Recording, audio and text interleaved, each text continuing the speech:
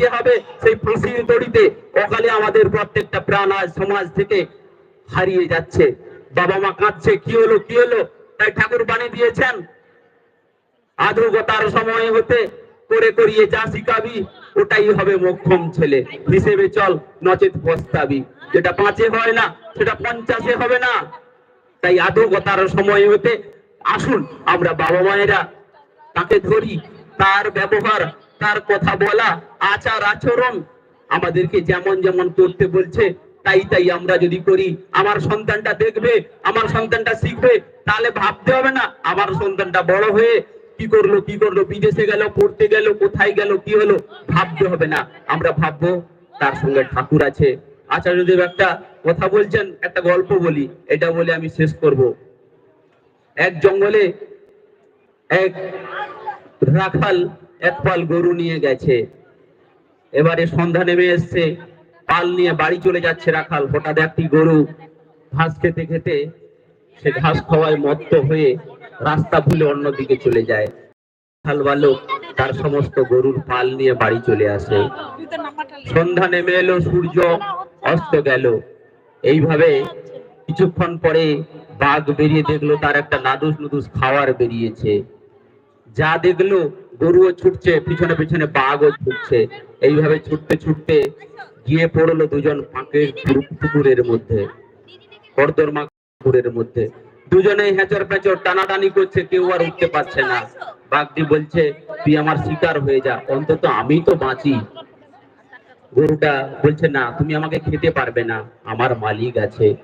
ঠিক কিছুক্ষণ পরে ভোরের আগে তার মালিক এসে লণ্ঠন, লাঠি, তলোয়ার সমস্ত কিছু নিয়ে এসে গরুটাকে উদ্ধার করে নিয়ে চলে গেল, কিন্তু বাঘটা পড়ে থাকলো। আচ্ছা ভাবুন তো, বাঘ তো এত শক্তিশালী, সে তাহলে মরে গেল কেন? তার বাঁচার কোনো মালিক ছিল না। তাই আমাদের বাঁচার মালিক তিনি। তাই আমরা ইষ্টভীতি করার সময় বলি, জীব জগৎ জীবন কারণ করুণাময় স্বামী, তোমারে দয়ায় লভেছি জনম, সকলই পেয়েছি আমি। তাহলে তার দয়ায় যদি আমরা জন্মগ্রহণ করি, তাহলে তাকে কেন আমরা ধরবো না? এবং বলা হয়, গুরু ব্রহ্মা গুরু বিষ্ণু গুরুদেব মহেশ্বর গুরুরেব পরম ব্রহ্ম তস্মৈ শ্রী গুরবে নমঃ। সবার উপরে যদি গুরু হয়, তাহলে আমরা কেন গুরু ধরবো না, কেন গুরুকরণ করবো না? প্রত্যেকটা দেব দেবতার গুরু ছিল, আমরা কেন গুরুকরণ করবো না? আর গুরুর মালা আমাদের সন্তানদের মধ্যে চারিয়ে দিই। ঠাকুরের বাণীতে বলছেন, পিতা মাতায় ঝগড়া করে ছেলে পেলে দেখে, পেল্লা এরই সদরদারে বাচ্চাগুলো থাকে।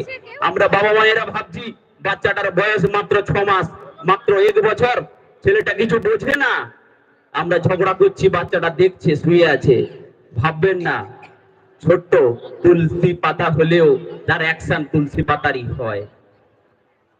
তাই আমরা আচরণ করি, আমার সন্তানটাকে সেই আচরণ করানো শিখিয়ে দিই।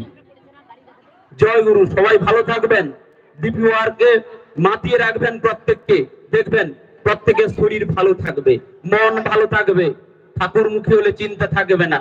বয়স্ক দাদু ঠাকুমারা বলে, বয়স হোক ঠাকুরের নাম নিবি, আজ থেকে কি ঠাকুরের নাম নিবি না, ঠাকুরের ওই বাণীটা মনে করবেন। ঠাকুরের একটা বাণীকে যদি কেউ মেনে চলে, তার জীবনের জন্য দ্বিতীয়বার ভাবতে হবে না, আর ঘুরে তাকাতে হবে না।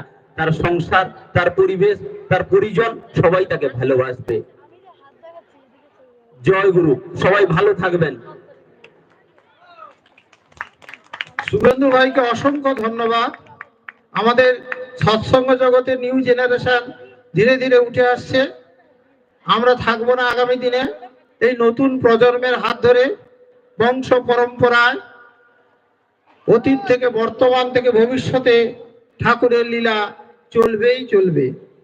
এরপর হরে কৃষ্ণ ভাই, হরে কৃষ্ণ সামন্ত ভাই 5 মিনিট ঠাকুরের সম্পর্কে বা ইষ্ট প্রসঙ্গে বলবে। তারপর আমরা সভাপতি ঋত্বিক স্বরূপ চক্রবর্তী দাকে আমন্ত্রণ জানাবো।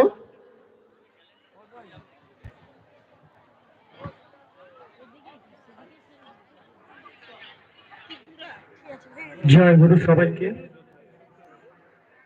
উপস্থিত শ্রদ্ধেয় দাদা, ভক্তিমতী মায়েরা, আপনাদের চরণে প্রণাম।